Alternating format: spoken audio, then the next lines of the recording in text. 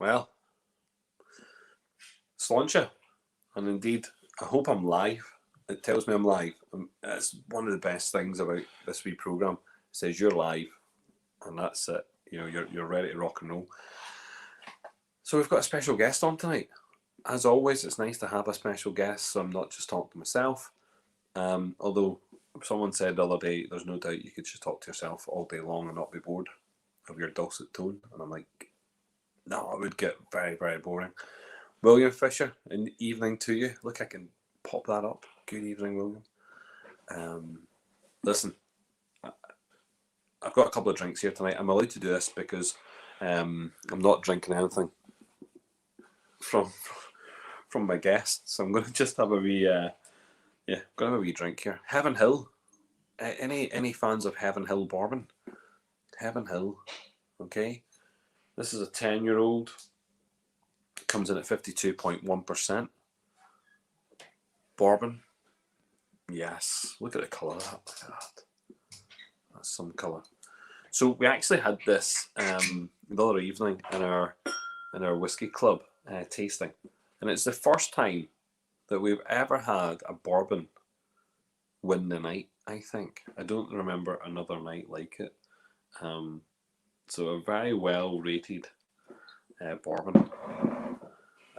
Bit divisive. Some people not really buying into it, but it did okay. Ugh. Evening Lee, good to see you. Stuart also, how are we? Connor. Brora. That's a lovely name, isn't it? Brora. Martin, yes, hello. Robert. Michael Morris. Cask sold to Cooley. Yes. The Heaven Hill casks. Stunning. Oh, it smells great. Andrew. About you. Stealing my tagline for Belfast Whiskey Festival last year. About you. What are you on about? Good to see you. So look, we're just waiting on our guest patiently. Hi Sinead, how are you? Never know what surprise is going to. I'm always going to unleash surprises. I don't think drip feeding the audience is a fantastic marketing technique. Someone told me that once, and I just think it keeps that suspense on the go. Sure, why not? Evening, Michael. Yes, Peter. Yes, long time no hear. About half an hour ago on the phone. Thank you very much. Sorry about that. Hello, Wayne. How are we?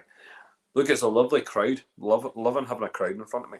I'm on, as I say, Heaven Hill, 10-year-old bourbon, independent bottlers. So it's done by the guys over in Germany. This is the whiskey of America, but it's through the malts of Scotland, which is a German independent bottler. Only 245 bottles of this. It was really, really good. Really enjoyed this one. So I'm allowed to drink this because tonight's guest, and some people would have got it from the clues. I mean, if you didn't get a pair of shorts and a cross, I don't know how much more of a clue you needed to get that. You just put the two words together: short, cross, short, cross. I mean that was simple, like. So yeah, and no, Robert, you were right, but there was no competition. Life's not all about competitions. You can enjoy it, and yes, Richard, it was lovely stuff. That's why I'm drinking it just now. So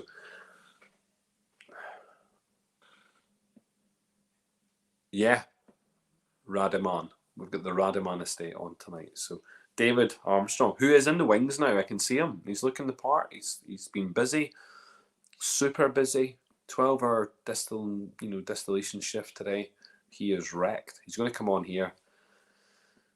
Hopefully, I can invigorate him. Make him feel super special. He's not on the drink tonight because he's after this. He's got some studying to do. So yeah, he's a busy man. So David, when you're ready, you just put your thumb up and I bring you in. Hopefully your audio is great. Yes, good. Let's bring on. Okay. Thank you very much, Shimney. Yes, there you go. So welcome to the madhouse, as it were. Hey, there we go. Excellent, David. How are we? Yeah, good. So just trying to make sure I can hear you okay. My audio okay? Your audio is fine. I can hear you okay. Yeah. Perfect. look, people are saying hello to you, so obviously you're known by some people. I'm guessing you must be popular in some circles, David. I wouldn't know what they are now. Good evening, everyone. Look, very simple. You've watched some of the series already. Very laid back. It's all about you. It's all about your distillery. It's all about the liquid. And yeah, I'm very, very excited to hear chat about what happens. And I'm getting this right. I'm going to keep on saying it. Rademon Estate. Yes. Rademon. Am I saying it correct, David? Almost there. Oh my God. It's taken me so long to try and get it right. Don't worry. I don't know. If you're not local, it's not the easiest. That's what it is, right? Okay. Right. So explain to us who you are, David, because there'll be a lot of the guys in the room who won't know who you are. Maybe they've not even heard of your distillery, because actually you've been very quiet, under the radar, not lots and lots of chatter about it. And again, most of the chatter would have been in the local area in Northern Ireland, and maybe just further afield, you know. Yeah, so I suppose we're the distillery really is my wife Fiona's idea. Back when her parents took on Rademon Estate, so over 20 years ago now, she'd been reading, I think it was Townsend's book on the lost distilleries in Ireland, and she had said to her father at the time, you know, wouldn't it be great to do something here at the distillery, at the estate, with all this heritage? It'd be great to bring back something that's part of our cultural heritage. And unfortunately, her dad said, behave, not enough time for this, get back to work. And that idea sort of sat until we got married back in June of 2011. And I suppose we had very different careers then. I worked as an engineer in the defence industry. Fiona worked in property as the estates manager. But we love food and drink, and in an ideal world, I suppose we would have loved to have a vineyard, but as everyone's heard me say before, it's County Down, it's not Bordeaux. We don't get the glorious sunshine for the vines, and as part of this ongoing conversation about what sort of business we'd like, Fiona says, well, we love gin. What about a gin distillery? And in one sense, I quite gullibly said, okay, let's have a look at it. So basically, for the first couple of years of our marriage, every weekend, every holiday, it became a bit of a busman's tour of distilleries, breweries, vineyards, everywhere from, I suppose, Seattle in the Northwest Pacific, right down into Seoul and Korea. And we just started to fall in love with this idea. And along the way, we've done courses with the Institute of Brewing and Distilling. So we were quite lucky that Ian Chang of Kavalan was on our course. I know he's ex-Kavalan now. Some of the guys from some of the other Scandinavian gin distilleries. But particularly when we were in the US, we just fell in love with sort of the attitude to craft. Now, their idea of craft and what we see in Europe is slightly different. They're just so passionate about this uber local thing. And I suppose, particularly when we were in Seattle, it was the first time we went into a bar and none of the spirits were from the big four. It was all local. And this sort of set alight this idea of trying to create Northern Ireland's first gin. And so come February of 2013 it was, we sort of said that, you know, we've had enough research. Are we going to do this? And we decided, yep, we'll take the plunge. We ordered our still. It arrived in sort of June, July time of 13. And we sort of spent the summer really building the distillery out, doing the steam install, water install, still commissioning, and really spent a lot of time thinking about the sort of gin in the first instance that we wanted to create. Really, with Shortcross, it was really the need or desire to create something that really had a mark of terroir about the estate and try and create a gin that reminded us of our home here. And we just worked away at that, and eventually it got into April of 14. We both left our jobs. There was no plan B. There was no going back. And we said, okay, we've got to get this gin out there. Now, we had no distributors. We had no cardboard boxes. We're still putting the labels on the bottles with sticky tape, a double-sided tape. If anyone wants a lesson on double-sided tape, just give me a shout. And we're quite fortunate. We knew quite a few people in the restaurant trade. So we know Niall and Joanne McKenna at James Street South. We know Alan and Stephen at Ox. And we went down and we saw Niall and then went around and saw Stephen and Alan and said, okay, we'll take the gin. And Niall said this, he says, guys, you know, it's Friday, it's 4 o'clock. I'm going to put us out there. And we looked at each other and we weren't that much into social media at that time. So we weren't really expecting anything. But when that first tweet and Facebook post went out, it just went bang for us. People were just like, wow, we've got a local gin distillery, we have a local distillery, it's not Bushmills. Where is this? Where can I find it? And really, it just snowballed for us through the support of local people. And that sort of was key to us really getting the distillery off the ground. Now, coming back to the whiskey side, just before we launched our gin, we had actually been at the American Distilling Institute conference. That year it was in Seattle. And if anyone's not been, you really should go to Seattle. It's the breadbasket of the States. You've got distilleries, vineyards, breweries, just about in every street corner it seems. And when we were there, we saw guys that were making whiskey at a scale of much bigger than us. So obviously we were at Westland, but also a scale much, much smaller than us. And literally, the best way to describe it is almost like a soup cooker with a bit of plumber's pipe coming out the top.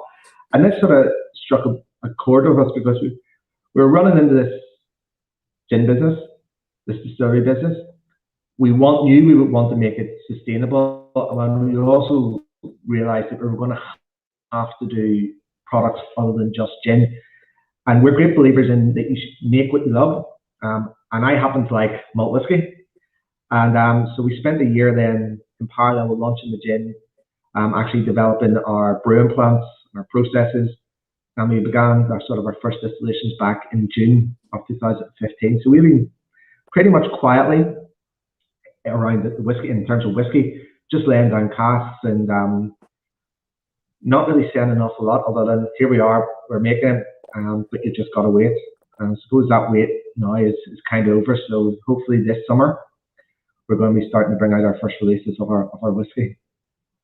Wow. That's, to me, David, that's very, very exciting. So, you know, we've got waiting in the wings, as it were, whiskey from, you know, summer 2015. You know, that makes our whiskey nearly 6 years old this summer. Yeah, some of it will be, yeah. That's pretty impressive. You know, and it'll be am I right? And correct me if I'm wrong. So far, that will be the oldest released new make, as it were, new spirit, new whiskey into the Irish market. Yeah, well, as far as I'm aware, anyone can correct me if I'm wrong. Yeah. But as far as I know, it would be, yeah. That's pretty impressive as well. You know, it's nice to see people taking their time, biding their time, waiting. There has been a whole conversation about people throwing whiskey out way too young, way too quickly. If it tastes right, I think for the consumer, that's what we want. We want it to taste right. We want it to be, you know, good. Because when we go out and purchase those whiskies, we want to have good whiskey to taste, you know. And well, I'm hoping, David, you know, from the commentary that people have, and again, it's very, very small chatter, not massive amount of chatter, but the small chatter that's going on in the background, that the expectation level, although I would say 99% of the whiskey community don't know who you are, but that even 0.5%, maybe less than that, who have heard of you, have taken into consideration some of the people who visited you, maybe the likes of Finn O'Connor, maybe, you know, some people within the industry, some bloggers potentially, who might have gone there and got a smell, got a nose. I don't know whether or not they've had a taste, but they have come back with really good reports. So me personally, dying's the wrong word, because that's an awful word to say when we're chatting away, but I am very eager to get tasting, you know, your whiskey. And I'm thinking to myself, you know, and again, it's just to get that message out there, that this is very historic. You know, for me, you know, seeing whiskey coming out of Northern Ireland, other than Bushmills, you know, is historic. It is a historic part of, you know, and its legacy, and, you know, and a future hold of Irish whiskey industry back here in the north of Ireland. And I think it's very, very interesting. I think if people don't jump up and down, shout, go wild about what's going on here, then, we're missing a trick. For so long, we've had the big boys who have kept the industry going. And, really, we should be extremely thankful for them. But at every stage now, any distillery producing liquid and being able to put it out into the market, and for us as a consumer to be able to go and purchase it, we really should be just grabbing hold of that with two hands, shaking it, drinking it, doing what we can with it, because it really is. It's a huge, it's a huge success story for yourselves, and well done for the two of you for being very perseverant. Because it's not easy. It's not a simple task. And let's be honest, the short cross gin is big here in the local market. I'm sure you've gone elsewhere, and it's big elsewhere, but it's big here in the local market. A lot of people, you talk about Irish gin, it is short cross. I mean, that's what people, people click onto that, and we've got a lot of new, gins coming through, obviously, and gin has had its massive boom in parts, but it's the whiskey business now, and I'm thinking that both you and Fiona know that and see that and realise that it's something very special, and what you guys have done here before we've tasted it, it's very special. I think for us, it's exciting to see the industry as a whole really come back. Unfortunately, I'm old enough to remember the remains of the Irish Distillery, which was the old Gallagher's Bonnet Warehouse in East Belfast, the Avenue Distillery down near Coswater Leisure Centre. But I suppose the sad thing is that with the whiskey industry is that it was a massive part of our industrial heritage that we more or less lost overnight in 1929. Mm-hmm. When DCL closed the Belfast distilleries, it just wiped out, a massive part of our heritage. So even in a small way, to be part of bringing that back is actually really, really, really exciting. And for us, we have kept things quiet because that's just the type of people we are. We like to keep things to ourselves, but also we don't want to, we've put all this time and effort, so we don't want to disappoint people either. And I suppose, if I'm honest, we don't want to disappoint ourselves as well. But we've been doing a lot of things that other people haven't been. We were the first distillery outside of Cooley to bring back malt, or peanut malt. So we were the first distillery, probably in over a generation, to start distilling peanut malt whiskey again. So quietly now we've got. And just to stop you there, David, that is major news. That is massive, major news. That in itself, knowing that knowing that we have a distillery in the north, that has started that production, and very soon we will have for our consumption, whiskey from the north of Ireland, peated malt. That's huge news. That is massive. Now, we are aware of maybe some of the other distilleries, copying onto that. Maybe they've started doing, some stuff. Look, we are aware of that. But for you guys, as I say, this idea that this whiskey has been, coming to fruition in the last 6 years, that we have something very unique. The peated malt element's just, that to me is mind-boggling. I absolutely love peated malt from Scotland, and I love the Connemara stuff that we get from the Cooley distillery. And so far, the other peated, product that I've had has been influenced. It's been manipulated somehow. But this is true peated malt. This is true single peated malt. Yes. Yes, and it's full fat. It's double distilled. It's not triple distilled. So full fat. Love it. I got into whiskey through a tasting at Belfast International Airport, and I was quite fortunate because it was a tasting with the original Connemara Turfmoor, and it just blew my mind. I like barbecue food. I like that sort of smoky influence, and this thing was just sweet. It was smoky. It was rich, and it was just different from anything I had before at that time. And I just love that. And in our mind, when we started to look at the business side, we could see this gaping hole that no one was doing peanut malt. So we searched for a long time to get someone that would supply it to us in a format and in a regular way. And we're quite fortunate that at the time, Alan Dempsey, who's now at Royal Oak, he was heading up Minch Malt. And Alan, the first thing was he laughed at me. And then he said, okay, I'll see what I can do. So actually those initial conversations are actually one of the reasons why a lot more people can get hold of peat through Minch. It was actually what we've done, which is not what we expected, but that's actually just the way it worked out. So, but it's not all that we do. You know, No, it's going to I be want a to stop massive there part, before, but David, it's not going to be just all before that we do. just before you come on, because there are other elements to your whiskey, and I want to explore every single one of them. I'm just conscious that we have two questions that are very similar.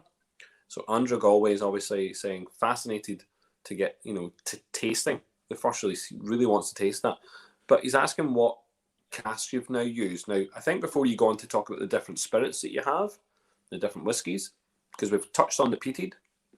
What about the casks? Because this question here is, what casks have you used in your first batch? I think that's a really interesting question. Well, if I'm honest, I'm not going to tell anyone because I want to keep that until we do the launch. You know, sometimes Yes. this is an industry where we do too much talking before the release, and I don't want to ruin that. I want to give people that surprise when it comes. Yeah, and I think Peter obviously just bucks that back up with how many bottles and when's it going to be released. But I think to me, you have a varied amount of casks in there. You've not just gone bourbon alone. You've got different types of casks that are going to be used. So I think Andrew's Andrew's question is really good. But you've got let's explain the amount of whiskey that you have. In terms of the different types. So we've got peated malt. That's number one. We're not going in any specific order, but that's number one. Yes. Yep. What else have we got? Regular single malt, made a variety of ways. We have pot still, which we're really excited, and with something else there. Now, if anyone got to in 2019 our second NI Science Festival tasting, they may have got to try that, and that's maybe the distillate that I'm really excited about. I'm excited about it all, but I'm quite interested in this because I know no one else is doing it.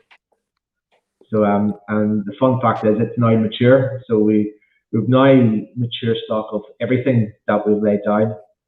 Like all of the distilleries, we're never going to have enough of what we want at this stage, but it's exciting. Yeah, so you've got peated malt, single malt done various ways, pot still, and another which we're going to keep under wraps. You're going to keep under wraps just now, and again, that's that's up to yourself. But that's interesting because if people are smart, they can start to think about what that is. We can start to have a wee thought process with what goes on there. That alone, David, some distilleries will only focus on one thing, single malt. Bushmills are a single malt producer. They might have blends, but those blends are supported, by other elements elsewhere. Single malt, Some might just go down. Let's have a look at just the whole Redbreast Avenue. Redbreast is single pot still. The Middleton, IDL is really along the idea of single pot still. For you to have such a diverse range of whiskey, I mean, that again, what's not appealing about Shortcross? What is not appealing? Because there's nothing that's coming out your lips that makes me think, I don't want to try this. I don't want to be anywhere near this. The complete opposite is making me think, if I don't get to try all four this year, I'm going to be deeply disappointed because I want to be able to grasp that, as I say, with two hands and get involved, because that's really interesting.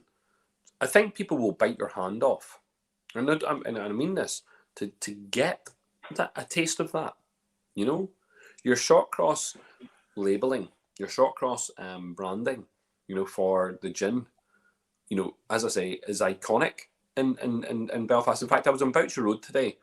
I don't normally tell people this, that I frequent Boucher Road, but I was down in Boucher Road. I had to go and get something. I came out of the garage, and right across the road was a big poster, and it might have been an old one, David, that might have been there for last summer, and it was something along like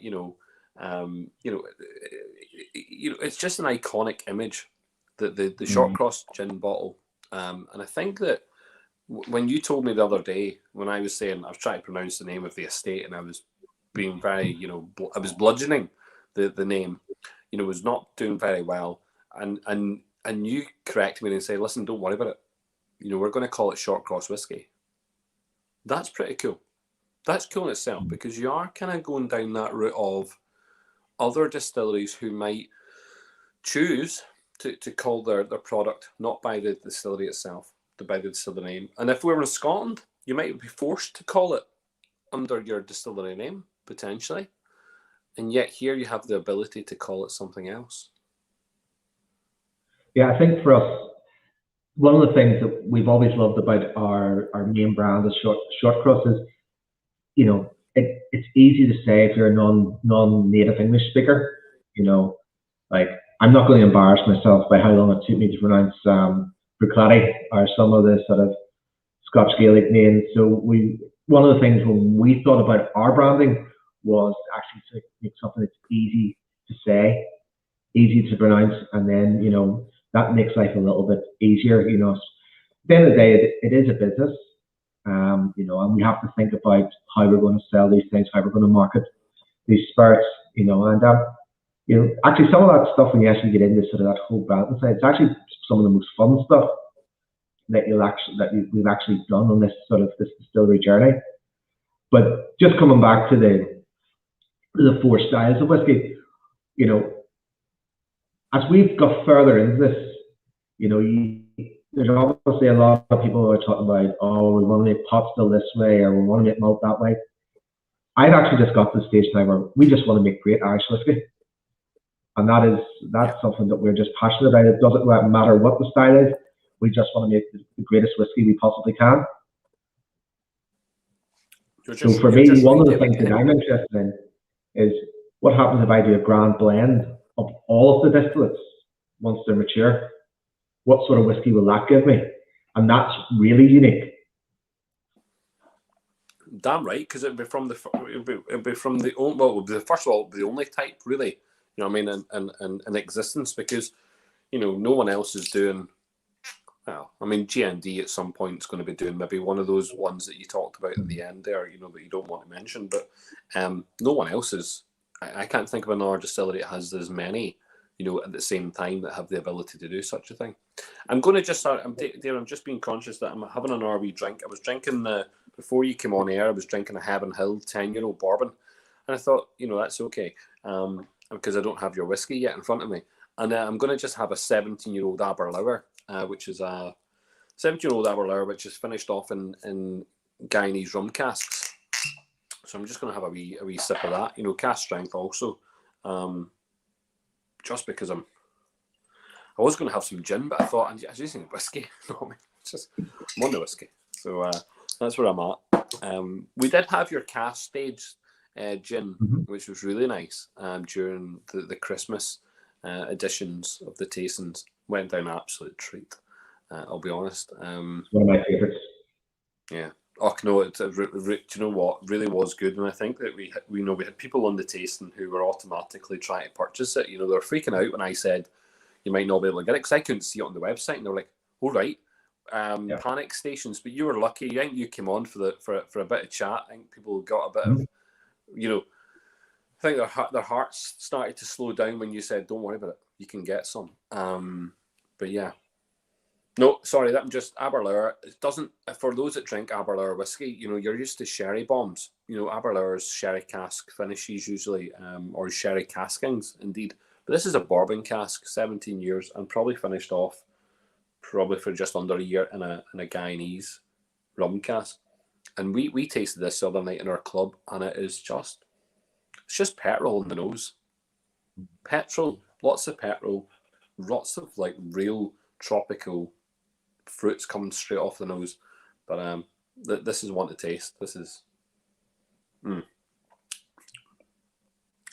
good, but it's not Irish, and it's not Short Cross, and it's not. I will not beg for whiskey, never. But I will be. I am uber excited and uber eager to try it. Yeah. I think David, I think you've got a prime opportunity here. And let's look at your compadres. Let's look at the people around you. You know, we've got guys who have whiskey maturing. You know, I think Ecklinville themselves are ahead of you in terms of the amount of liquid they have, in terms of it being matured, and yet they have chosen to hold off also. And then you've got the younger distilleries, so Copeland, Henchen, and Cologne now sitting and starting to come through. But you're at a prime opportunity. You will be the first one outside of Bushmills to release a liquid, you know, and it's just, I think it's just prime opportunity. I just think you're at the right point. And you could have done it last year, but I think you chose some really, you know, smart business decisions. I think you looked at the wider social element, what was happening in Northern Ireland, what was happening to the world, and thinking, do you know what, that's not fair. It's not right. It's not the best time to do that. Let's hold off a little bit. And I think biding your time has only just prolonged the intense kind of agony for some of us who are like, oh, we're ready for it. But now we're really ready for it. You know, we're looking for it. We want to see, what good has come. And I think everyone would be rooting for you. I really do think that. I don't think there's anyone that's just going to go, hold on. I'm not too sure about this. I think everyone would just be straight on the phone. I want to try this. I want to get this to you. So, look, you're going to be part of the festival. That's the only reason you're on the Sláinte, to be honest, is that if you're going to be part of it. I know that you wanted to be part of it last year and you couldn't, and I think that's, you know, again, you made the right choice. I think we had those discussions, but it'll be great to see you at the festival this year. Really will be, and I think that a lot of people. Yeah, no, look, you and I are looking forward to it. Okay, good, because well, for people who don't know where Shortcross is, let's talk about the estate. So the estate, not that far from Belfast. I think a lot of people, you know, because it's country, they're like, it's miles away. It's not. About a 25-minute drive from the city centre. You know, am I right? Yeah, we're about 20 minutes from the outer ring. There you go. So not far at all. Beautiful part of the world, beautiful countryside, and the estate itself is stunning. You know, really, you know, imagine turning up at, you know, some of these royal palaces. That's the entrance you get. You know, it's this beautiful gated entrance, lovely flowing river right next door, up a lovely driveway, and then we have this great distillery, a stunning bespoke distillery that you can, you know, you genuinely, it's photogenic. There's no doubt about it. It looks great, and seeing those stills just on the, you know, through the glass. Yeah. But a great place where you have had many visitors already, David. You know, you've had lots of visitors, particularly obviously for the gin. You've had people come there, and I suppose just this year, you know, last year obviously, you know, being very quiet, but some place that people should visit when they're allowed. You know, I think that's going to be the main driving force for people this year, is getting out and about if they can, to go and visit people. You know, they want to go and see distilleries, and I think there'll be, you know, there'll definitely be a queue to get back into to Shortcross. There's no doubt about that. Like, I can't promise that, you know, that we'll be open the way we were in the short term, but when it's safe to, we'll definitely be opening the doors again. And I suppose that's been one of the most bizarre things. Is this last year, the whole estate grounds and stuff were probably the best they had been for a couple of years, because of a lot of the work we've been doing around the grounds. Taking out non-native, going to sound like a tree nerd, but taking out non-native species of tree, replanting native species, doing all the replanting that Fiona's parents have been doing. And it's just like, there was one point, I think it was at the start of June, and I was just like, next week's World Gin Day, the weather is glorious, we should have people here. And it just didn't feel right. And for us, you know, the slog that we went through to get to the point where we could actually get a liquor license, allow us to bring people on site in the first instance, it's heartbreaking, but you know what? When it's safe to do so, we'll have people back, and I cannot wait. And up until now, we've had great gin masterclasses, great gin experiences, cocktail evening, but we've only scratched that one area, which is gin. And in one sense, I'm excited, but also bloody well afraid of the different type of people that we're going to get with the whiskey, because it's a level of geekism that you just don't get with the gin crowd. You know, I mean, the whiskey's going to be different. True. I mean, people appreciate gin for what gin can complement with, and what you can do with gin in terms of, those exciting kind of summer parties, cocktail nights, that gin enthusiasts and whiskey enthusiasts are apart, and they are apart for good reason. You take a lot longer to appreciate your whiskey, and I think that actually comes down to that relationship between how you make both products. Gin is made relatively quickly and can be drunk, I think, relatively quickly. Whiskey, on the other hand, it takes that longer time, and when we're sitting down and we're appreciating it, it takes longer. And I think that you do have a different type of crowd. What I would say is the enthusiasts, the whiskey enthusiasts, are very keen, and I know Peter's asking lots of questions. He's asking questions that are more geeky than the gin question, because gin might ask you what all the botanicals are. That's super, and you should be able to answer that quickly. But things like this, I mean, did you install some column stills? You can answer that. That's pretty simple. Yeah, we have what are technically called pot column stills. As it stands, we're not allowed to use the columns for whiskey production, but we use them for gin and some other things that we're working on. But we hope eventually that we'll be allowed to. But really, they're a particular tool for a particular job. In terms of especially when we're just distilling our gin. So, but yeah, I'd like, just for the sake of being able to do it, to use them just to see what the difference would be, because I think that'd be pretty exciting. If anyone knows that one of the things that we're obsessed about at the distillery is we're obsessed with fermentation. So, your typical distillery will be a 60 to 72 hour fermentation window. We're 144 to 168 hours in our fermentation, because we want not ethanol, but we want flavor.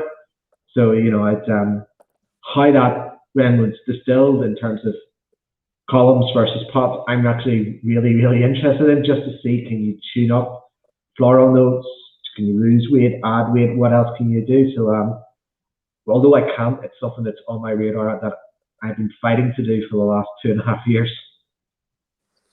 Yeah, I think, funnily enough, I mean, tell me how it works in Middleton specific. Do they at one point, do they not put a pot still through a column still at some point in part of their distillation process? It's a technical thing with the Department of Agriculture about getting into it, because it doesn't operate how a column still is described to operate in terms of a traditional coffee still. They can't get their head around it. So basically, we've got an indirect heated batch operated column still, but because it doesn't operate through direct steam injection and operate continuously, it's not a column still then. So, sorry, geeky answer, but no, and that's what these guys need. He's also asking about cask strength. Now, you would be true to this idea of Scottish whiskey being, rough around the edges potentially. You understand that Scotch whiskey is double distilled. You get that, and you appreciate it. I know you drink Scotch, and also I know that you appreciate cask strength whiskey. So I'm assuming that you're going to have some cask strength whiskey on the go. Yeah, I don't know whether or not our first releases will be. It's something I would like to do. We've got the way I look at our cask program is I'm basically creating a palette of colors, and some of those colors will be better in the foreground, some will be better in the background. So I don't want to get tied in and say, oh, well, everything we're going to do is cask strength, because not every cask, not every distillate will be best at cask strength. So, I think when we look to do something like that, we'll look to try and find the right cask that matches, that will be shown best at cask strength. And listen, David, literally blow your own trumpet. I mean, what are you most excited about? What presenting to the world out of the whiskies that you have, about maybe the casks that you have?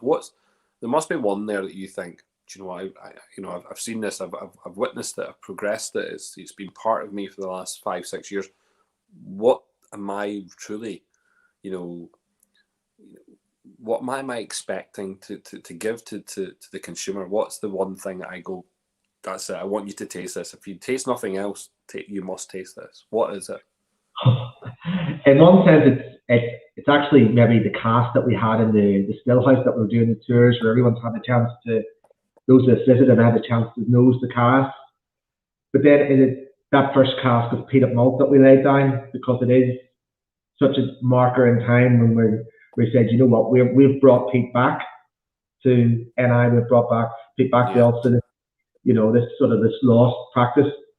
But then is it when we finally got our pot still process right, those first casks were actually, it's all come together. There's just so much that we want to tell, but you know, we've just got to take it one step at a time, you know.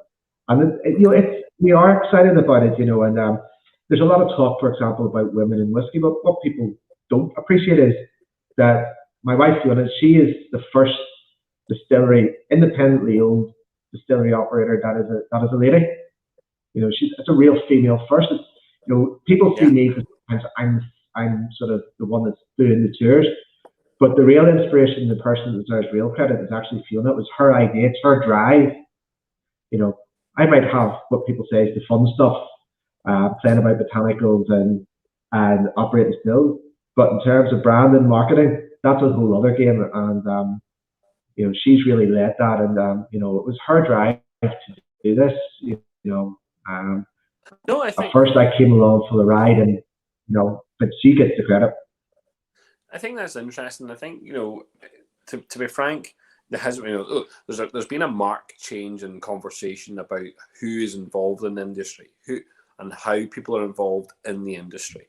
You know, and we've got people from all over focusing in on specifically Irish whiskey at the moment. You know, and we've got people, you know, coming over from England, you know, coming over from Scotland, you know, going into distilleries in the south, and it's nice to see. You know, it's nice to see that, because, you know, the you know, the kind of brain pool, the kind of people that we have here, the knowledge, that expertise has been lost for so long that we're having to regain a lot of that. So people are having to be taken in from different countries in order to make things work. But to have someone here in Northern Ireland, you know, local, making it happen, and for Fiona to like stick her neck out, you know what I mean, and you know, make waves, as it were. I think it's fantastic. You know, I absolutely think it's great. And what I would say is, cannot wait for Fiona to be involved in the Whiskey Week, because one thing I would like to see is more people from the distilleries, particularly owners, you know, coming involved and being involved, because, you know, a lot of it wouldn't be done without them. Now, in some of the big corporates, you know, they're lost, and it's left to the blenders, and it's left to the distillers, and then actually in some cases they're that big that they're left to the ambassadors, and that's the end of the discussion. But actually, to have Fiona, who I know is extremely passionate about the gin, to hear her talking about the whiskey, I think will be a new conversation. You know, so far we are now having, you know, a recognition. And I was not even aware of this until I had the Bushmills tasting last week with Lauren from Bushmills. But I was not aware that Helen Mulholland had worked there for so long and had no recognition, had no name on no bottle until the Causeway Coast collection came out. That to me was, I was taken aback by that. I was like, hold on, are you kidding me? You know, she was there when she was laying down the barrels 28 years ago. Whatever it was, you know, and all of a sudden, or you know, however long it was that she was there, and all of a sudden with the 20-year-old Malaga, sorry, that she wasn't named on that until now, and yeah, so it's nice. It's a nice change in conversation, isn't it? Because actually, it's more refreshing. But I think for us, if we're going to see that, you know, it's about seeing Fiona. Let's get her up here, because David, you know, we know that you have different. How should we put it? You have different parts to play within the industry, just as, you know, David at, you know, Shortcross, but you also have, you know, your role at IWA, you know, that you have, and yet it'd be nice to see Fiona coming in for the chat and see that enthusiasm. And I think there's a beautiful history about her family and how they've taken over the estate. The short cross symbol relates to the estate itself as well. You didn't mention that, I don't think, but how that relates to the estate, you know? It comes from, so the term Shortcross is a reference to our local village, Crossgar, which in Irish and Gaelic means the short cross. We always wanted, locality is super important to us. So we're proud to have our village name on our bottle, on our logo, our branding. But when we were doing the design research, we came across a short cross penny, and it's an old Anglo-Saxon, Anglo-Celtic coin, but from an Irish perspective, it was the first coin to be minted by Henry II in Dublin after the Normans invaded Dublin. And it was really a way of exporting Irish silver. And as we have always wanted to export our product, it was really the perfect logo to tie in with the brand name. And also, if you're on Google Maps, or Apple Maps, one of them, it's also visible from outer space. So we changed part of the car park into actually the short cross penny. So I think, as far as I know, maybe not so much as a brand name, but as a logo, it's the only one I know it's visible from a distillery in Ireland from outer space. That's pretty cool. That's pretty funky. I'll have to check that. I haven't checked that. I'll Google and Apple Maps that when I get the chance. No, one of them. I never remember which.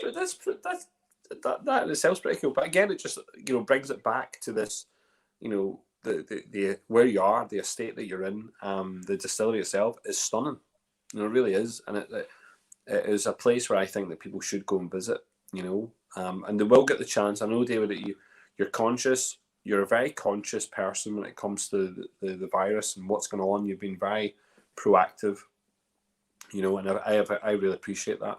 But you're conscious that it will take time to get to the levels that we'd even be dreaming of, to have people rushing in and rushing out of venues. So it will take time here in Northern Ireland, but I think we're on the right kind of track now. And it will be nice to see people come out and visit. And I know that Fiona has probably been listening very attentively in the background, and I hope she's realised that you've had time to talk. If there's anything else you want to say, David, you can say what you like. This is your 5 minutes of fame, really. Do you have plans? Maybe that's a question for me, right? So, do you have plans to take your, you talk about exporting? Do you have your plans to make this a global whiskey brand? Is it something that you want to get, out to Asia, out to America? Where do you see Short Cross ending up? Do you see it at the shores of Australia? Where do you see it? Yeah, well, with our gin, we're the first NI gin to be exported to America. So, like during COVID last year, we had a big news, which was our gin had landed in Pennsylvania with the Pennsylvania Liquor Control Board, but we felt it wasn't right to shout at that. But we're available in the US now with our gin, Canada, Australia, Japan, across Europe. So for us, we want to see our whiskey follow suit. At the end of the day, Northern Ireland is such a small country. There's only so many of us, even on island of Ireland or across the UK. And also, I want to go to the places my whiskey goes to, and my gin, because that sounds like a lot of fun. My gin has been the places I haven't been yet, and I want to go to these places. Listen, I'll come out for a tour with you. If you're offering a passenger seat, I'm here. I'll happily take a wee trip out. Watching the gin and the whiskey, float by in the Bahamas. Of course, if that's what you're saying. Listen, I've really enjoyed this evening, David. I really have, and look, you've been very supportive of the festival, very supportive of Sláinte and what we've done here. But you've got involved in our tastings, which I think is great. And we've got a lot of supporters. I know that specifically locally, who genuinely champion you. I know that Louise, who's involved in Belfast Whisky Club, can't stop talking about the distillery. We've got a couple of our club members who rave about the gin, and I think that there's been that much, as I say, small chatter from people who I listen to in the whiskey world, that there is just a high level now of expectation, not necessarily just on the taste, but this idea that we're going to get new whiskey. So it's new whiskey and it's different. You know, it's peated, and this is brand new to Northern Ireland. You know, this is something special. So I think, look, you know, fair play and hats off to the two of you. Well done, and I'm glad that you've persevered, and I'm glad that your business is, you know, has managed to, you know, kind of see yourself through this really rocky time as well. Because it has been a wee bit hard. You've got some Marty McCauley having a wee bit of crack there. Look at that. Look, you're a really nice guy, he says. And look, Marty McCauley, you're not wrong there. David is a lovely fella. And he's you know, I think everyone is definitely looking forward to this. There is no doubt about that, you know. Yeah, I could, like, for us, it's a big thing. You know, we want to share what we've been quietly crafting away, and you know, as an industry, the industry doesn't need brands per se. What it needs is distilleries producing liquid, and that's what will give diversity, and what will keep, I suppose, a focus on an opportunity for Irish whiskey to grow, because it won't all be the same. It won't only be from 3 sources. You know, there's so much more, and I just think, good. You know, I think now is actually a really, really exciting time for the industry in Northern Ireland, the industry in the island of Ireland, and I just think it's great to see collectively what people are doing. But for us, at a very, you know, and I'll be a little bit selfish, you know, we're just super excited for what we've been doing, because we know that we were doing things before other people. We know that we have things that we haven't talked about, and we're just really excited to be getting close now to a stage where we're going to be able to share that with people. And I can genuinely say this: we also really appreciate the support from those that have supported us with our gin, and those that have, you know, quietly supporting us with what we're doing on our whiskey as well. And we just look forward to sharing that out with everyone. Good, and and I think everyone will appreciate that, you know. David, I'm going to talk about stuff. I'm going to move on to talking about Belfast Whiskey Week. You can stay here if you want. You can leave. It's up to yourself. But I'm going to be on here now for a little while, just talking about some of the kind of semantics of the festival. You know, you're more than welcome to stay, either here on screen or in the background. You're more than welcome. I'm going to join you in the background if that's okay. Not a problem. I take off. So listen, Sláinte, David, thank you very much for joining me this evening, and I've really appreciated it. So thank you very much. Sláinte, well, catch up with you soon. Thank you. Sure, sir. Thank you. Okay, so it's just me just now, and here that was great. Do you know what? I really hope that people, I just hope that people understand what was going on here with Shortcross. Absolutely unreal. It's just a breath of fresh air. It's just like, you know what, we've had lots and lots of whiskey, you know, coming from those major distilleries, and we've got some really nice stuff being, you know, coming through from the coolies, from the Bushmills, which are being manipulated by all those great distilleries around the country while we wait. And yet, Shortcross didn't do that. You know, David didn't do that. He didn't go and purchase other whiskey and, you know, and then put it out there. He's waited, and he's had the gin. You know, the gin is really, you know, has created that brand. And I think, you know, to have Shortcross gin and then Shortcross whiskey, that's a very smart ploy. I'm loving it. Look, so yeah, let's talk about for a second. Let's just have a wee chat. Give me 1 sec, and let's just do that. Okay, so a little bit of semantics. Let's just get a couple of things right, okay? Because there's been a lot of queries regarding Belfast Whiskey Week, and I think that if you're listening to this and you understand at the end, it will be very good for you. If you don't, start to private message me and have conversations with me, because, you know, I don't want there to be any ambiguity as to what's going on during the festival. And here, listen, a couple of people are saying some nice things. Yes, well done, Wayne. Yes, David, all the best. 100% Adrian. Oh, good to see you, Adrian. Didn't even notice you there. Had you been on earlier? I didn't notice a comment. Sorry. And yes, Peter, it is an interesting story. So yeah. So look, a couple of bits and pieces. The tickets that are on sale just now are early bird only, and they are early bird only because, you know, we're trying to let those who are supporting the festival early on get, the best kind of, the best kind of passes for the festival. And it's a pass. So the passes that are available, it's not a single ticket. It's a pass to the festival, to the whole thing. Okay?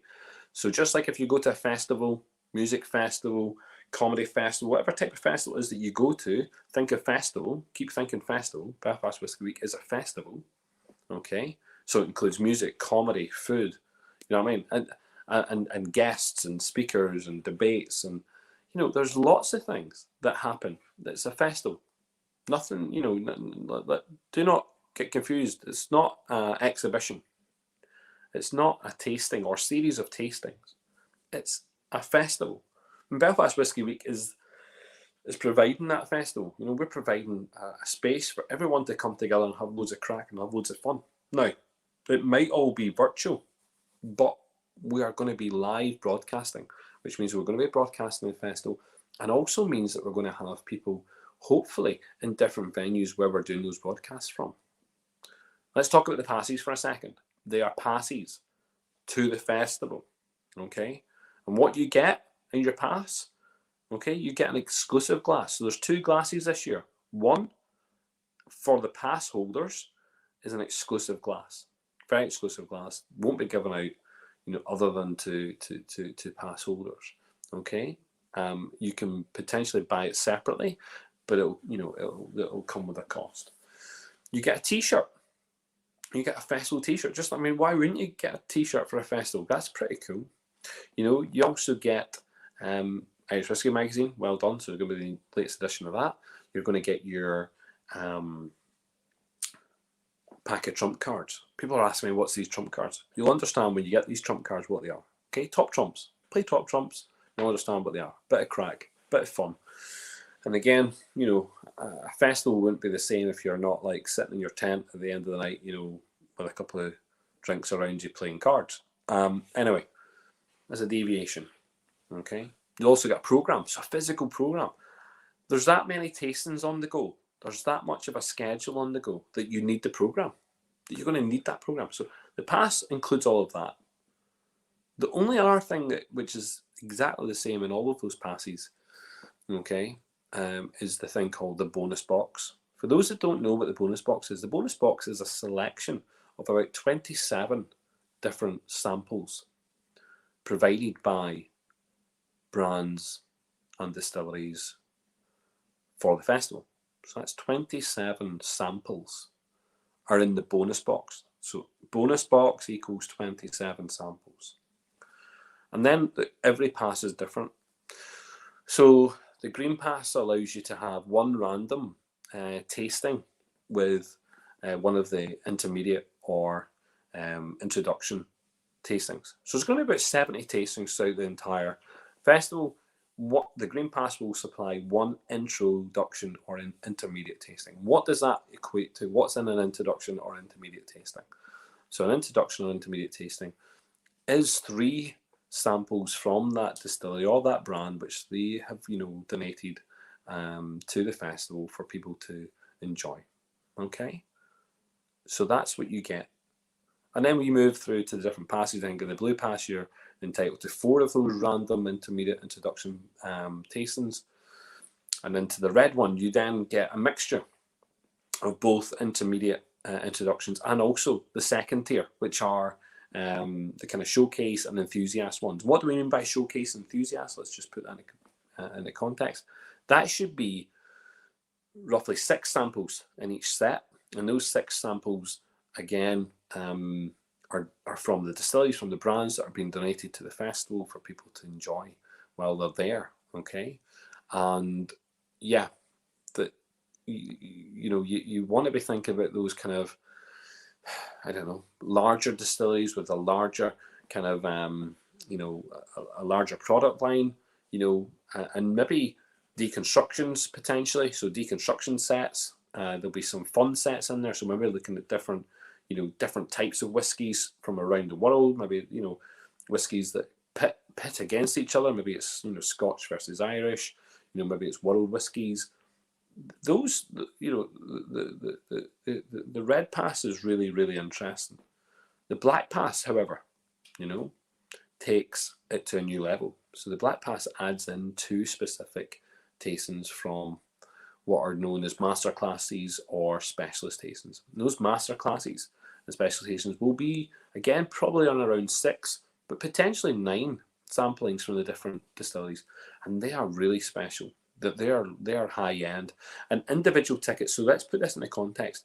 The early bird passes for the Black Pass, is discounted by almost 100%. Okay, so it's discounted by that. So if you looked at the price of the Black Pass and you thought, is it value for money? Well, the pass is worth twice that amount. And to look at some of the tastings that are involved in that, potentially one of the tastings in there, because they're randomized, one of those tastings might be the cost of the pass. And that then puts into context, like, to be honest, you really start thinking about the bonus box and what's in the bonus box. And I just mentioned 27-ish samples from distilleries and brands, which are for the whole festival. It's not one tasting, it's for the whole festival for you to enjoy, okay, across the whole festival. And yeah, and then on top of that, you have your randomized tastings that you are involved in. I would desperately concern yourselves with the fact that runs out. Like, I've given it a deadline. So I think I gave it a deadline of the 31st, and it will automatically revert to a higher price point. And that will last for a short time, and then it'll go up to another price point. So there'll be 2 tiers after that. And look, normal ticket sales won't actually start until sometime in April, probably mid-April. So there's a period when those that have bought the passes will know what tastings are going to. So we'll let you know in advance.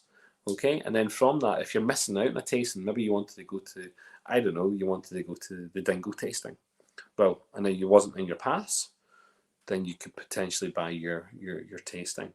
But look, I think there's definitely plenty of chat that people can have about the tastings. Thank you very much for everyone who's adding people into the group, letting people know what's going on. That's very, very important.